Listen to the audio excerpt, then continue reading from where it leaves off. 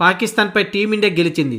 ఇలాంటి గెలుపు కాదు. ఈ మ్యాచ్ ఎప్పుడు గుర్తొచ్చినా టీమిండియా అభిమానులు గర్వపడే గెలుపు. పాకిస్తాన్ కు చాన్నాళ్లు గుర్తుండిపోయే ఓటమి. స్పిన్ బౌలింగ్ తో టీమిండియాను కట్టడి చేశామని పాకిస్తాన్ భావించింది, కానీ అంతకు మించిన బౌలర్లు మన దగ్గర ఉన్నారనే విషయాన్ని మర్చిపోయింది. ఫలితంగా భారీ ఓటమిని పాకిస్తాన్ చవిచూసింది. ఈ మ్యాచ్ బాయ్కాట్ చేసినా బాగుండేదని పాకిస్తాన్ అభిమానులు సోషల్ మీడియాగా తమ అసంతృప్తిని వెలగక్కుతున్నారంటే టీమిండియా ఎంతటి కోలుకోలేని దెబ్బ కొట్టిందో ప్రత్యేకంగా చెప్పనక్కర్లేదు. టాస్ గెలిచి పాకిస్తాన్ బౌలింగ్ ఎంచుకోవడంతో టీమిండియా తొలుత బ్యాటింగ్ చేసి 20 ఓవర్లలో 7 వికెట్ల నష్టానికి 175 పరుగులు చేసింది. అయితే పిచ్ లో బాగా టర్ను లభించింది. ఓ పక్క టీమిండియా బ్యాటర్లు తడబడుతుంటే ఇషాన్ కిషాన్ మాత్రం పాకిస్తాన్ బౌలర్లపై పిచ్చ కొట్టుడు కొట్టాడు. పిచ్చికి సంబంధం లేకుండా ఎడాపెడా బౌండరీల మోత మోగించాడు. 40 బంతుల్లోనే 10 ఫోర్లు 3 సిక్సర్లతో 77 పరుగుల అదిరిపోయే ఇన్నింగ్స్ ఆడాడు. అయితే 176 పరుగుల లక్ష్యంతో బరిలోకి దిగిన పాకిస్తాన్ కు ఎటువంటి ఆరంభం లభించలేదు. అంతేకాదు మిడిల్ లో లోయర్ ఆర్డర్ లో ఎక్కడ చూసినా కూడా అనుకున్న స్థాయిలో బ్యాటింగ్ చేయలేదు. దీంతో కేవలం 114 పరుగులకే కుప్పకూలి 61 పరుగుల తేడాతో ఓటమి పాలయ్యారు. ఇక మ్యాచ్ అనంతరం తమ ఓటమిపై పాకిస్తాన్ కెప్టెన్ సల్మాన్ ఆగా స్పందించాడు. ఈ రోజు మా స్పిన్నర్లు ఆశించిన స్థాయిలో రాణించలేకపోయారు. ప్రణాళికలకు తగ్గట్లుగా బౌలింగ్ చేయలేకపోయారు. అంతేకాకుండా బ్యాటింగ్ లో పవర్ ప్లేలోనే 3 వికెట్లను కోల్పోవడం తమ పతనాన్ని శాసించిందని సల్మాన్ ఆగా అన్నాడు. పిచ్ కండిషన్స్ కు తగ్గట్లుగా బౌలింగ్ బ్యాటింగ్ చేయలేకపోయారని తెలిపాడు. ముఖ్యంగా ఇషాన్ కిషాన్ ను త్వరగా అవుట్ చేసి ఉంటే